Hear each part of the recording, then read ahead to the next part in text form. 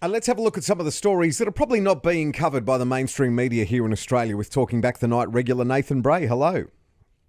Good evening, Christian. Hello, everybody. And last week we were talking about WikiLeaks documents talking about how the CIA is using smart televisions to spy on users. You've got possibly an update on this one. Absolutely. The Speak Your Truth gang have been giving me all the good gossip this week. And there is a way, Christian, that you can tell if the CIA is in fact spying on you, even though it appears your TV is off through that program they call Weeping Angel. So what you can do is if your television set is actually off, or what they call just in fake off mode, mainly on Samsung TVs. So part of the television will appear to be off, but power continues to run.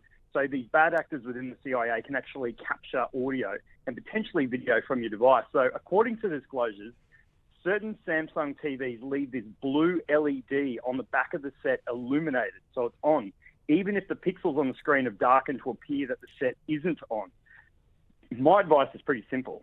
Unplug it from the wall, save yourself some money on the power bill, and you know what? I also hope that the CIA is as frustrated as I am with the NBN, with it always dropping out, just as I'm about to say something really funny alone with my dog at home. So you're saying Samsung TVs. What about, I've just bought a Sonic TV. Any threats there?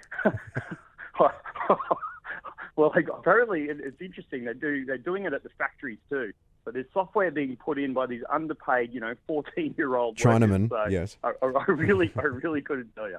Okay, because when I ring some of those 1902 lines, I don't want those particular phone calls to be recorded. You know what I mean? Because I get up to some kinky stuff. You've got your burner. Now, tell us about CIA hacks MacBook computers. Now, I've just bought a MacBook Pro, and there's been a couple of funny things that have gone on there as well. There has been, Dave. WikiLeaks' latest releases of classified CIA documents, which we've talked about, has revealed the agency's ability to bypass password-protected Apple Macs while the laptop is actually booting up using this so-called tool called, get this, sonic screwdriver. Ooh. Great name. So the sonic screwdriver allows the CIA to inspect the very core of the computer, making it stealthy tool undetectable by antivirus software. Because when you buy it, they're always like, "Oh, it's going to be fine." Well, when you have an iPhone, software. I mean, for those people who aren't that tech savvy, and you're a little more tech savvy than I am, but basically, for the nuffies, the thing was that the iPhones and the MacBook Pros and anything from Apple was basically virus proof. That's what we've been led to believe. That's right. And now we find out with these new leaks from WikiLeaks. Remember, we're only about 2% in too, so we're very, there's a lot to go basically. So WikiLeaks documents claims that the CIA has been bugging factory-fresh iPhones since at least 2008 through suppliers. So the full documents, of course, are expected to be released this week, but even your iPhone isn't safe. So all this information from Julian Assange, is he still in the presidential compound in like Caracas or Venezuela?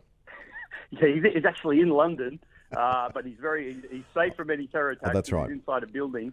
And of course, which is an absolute tragedy. Yeah. But he's in the Ecuadorian embassy. That's right, Ecuadorian embassy. Weeping Angel. So that's the stuff that the software that they put in the Samsung TVs. Weeping Angel, and now the sonic screwdriver. I mean, that sounds like the kind of drinks that you and I would order for girls at a bar to get them drunk. That's right. With lots of chia seeds. It sounds like a superfood cocktail. Anything but a superfood for your privacy. Exactly. Now, according to a very, very informed, reliable and official source, the Earth is flat, Nathan. That's right. Retired NBA star Shaq O'Neil, all right? And let's face it could be flat. I mean, he is tall enough. Yes, he's tall enough. He might know. He did bump his head into the moon once, so... So, retired American basketball superstar, the Shaq, he's revealed his belief about the shape of the planet Earth during a talk show on an internet radio station. Oh, yes. So he's come out and said, it's true, the Earth is flat. The Earth is flat. Yes, it is. All right, this is what he said. But later in the week, he kind of said he was just joking. Apparently, he's a bit of a joker. But Christian, the reason I bring this up is there's a growing group of people who believe the Earth is flat. They're saying it's actually like a snow dome. You know, those things we used to pick up and sort of shake around, right? And they're saying all the NASA photos are fake. There's websites everywhere with this information. Yeah. And they've got all this so-called scientific proof and so on. But all I keep saying to him, and believe me, I'm on there chatting to these people, and I have a very open mind. I just need a little bit of evidence and logic. All I keep saying is, why is Melbourne so cold then? And why am I surfing on the beach on the Gold Coast? Right. If it was flat, Yeah. we wouldn't have this problem. So I put that out to him, and we'll see what we get back. Shaquille. He'll tell me straight. Now, here's one. If you didn't like the Shaquille O'Neil one, this one will certainly get you in the you-know-what. It's a biological man who identifies and competes as a woman, knows how to crush the competition in Australian weightlifting. That's right. There's a New Zealand man. His name's Hubbard. He's discovered the secret to dominating. Wasn't there a Hubbard one of those conspiracy theorists, or wasn't it Ron? Yeah, he was one of the Tom Cruise celebrity endorsed craziness. That's right. Yeah.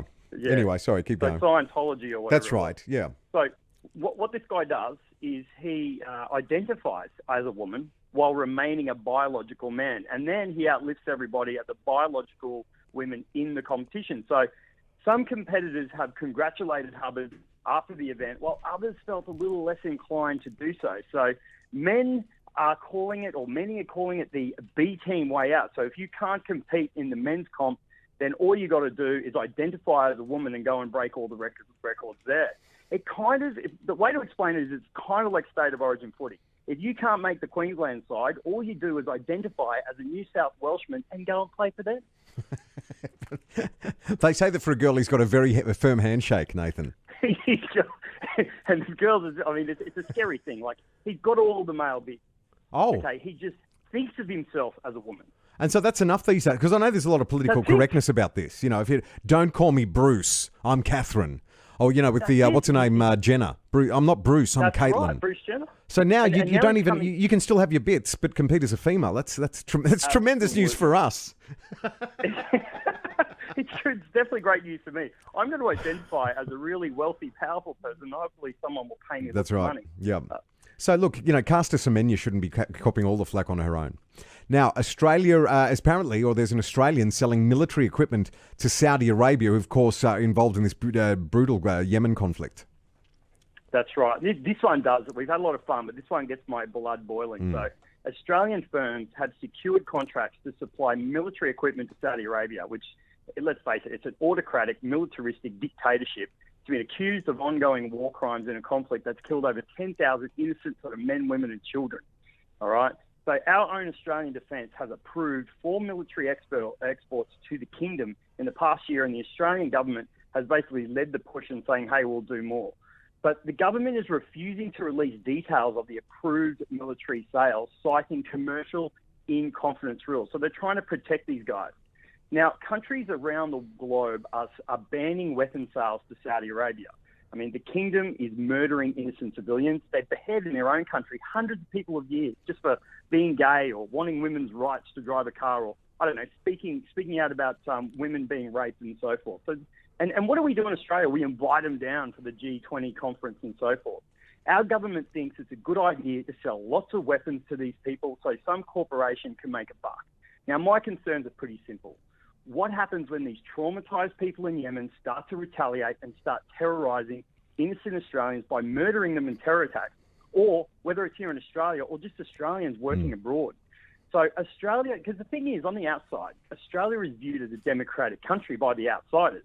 So our government does things that the people want. So the people could be held responsible. That's what the outsiders think.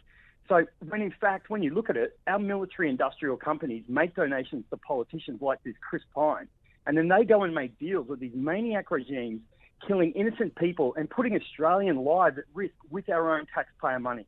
If you ask me, this Chris Pine, he's doing an act of terror, and it's got to stop. You're just talking about the lack of female rights over in Saudi Arabia. You don't think that they have those female silhouettes, you know, for the walk signal on traffic lights like they've just introduced into Melbourne over there? That's just got to change. It's got to be, and you know what, for LGBT purposes, it's got to be half a dress and half trousers. Nathan Bray, thank you. We'll catch up with you same time next week on Talking Back the Night. Thanks, Christian.